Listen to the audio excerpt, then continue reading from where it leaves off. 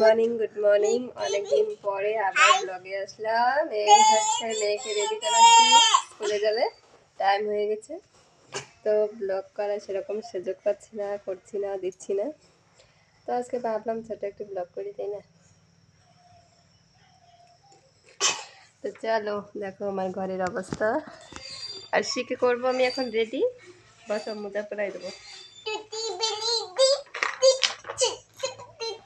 তো ঠান্ডার দিন তো পড়েছে, কিন্তু আরশির জন্য আর শুয়ে থাকা যায় না। সেই ঠান্ডার মধ্যে উঠে আবার কাজকর্ম করে, রান্না বান্না করে। হ্যাঁ নরম। তো কালকে মাংসর সবজি ছিল, তো এখন শুধু ভাত রান্না করে ওকে খাওয়ালাম। ওইটা দে নরম।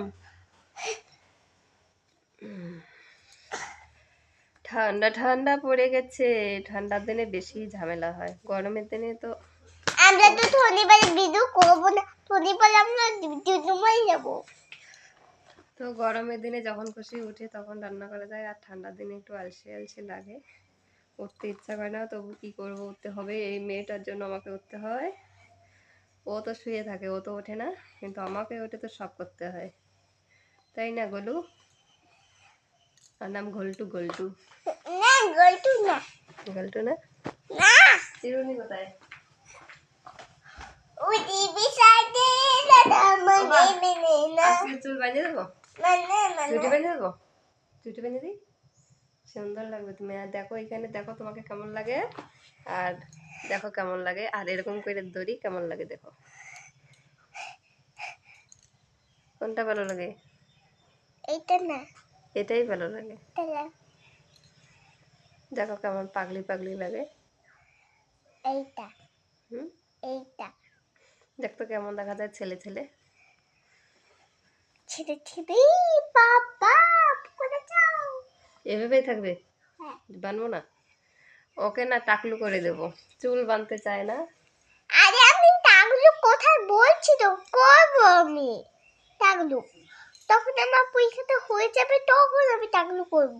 এখনই করে দেবো। না সবাই মাথায় চুল সুন্দর করে বাইন্ধে তারপরে স্কুলে আসে, আর তুমি কেমন পাগলের মতো যাও।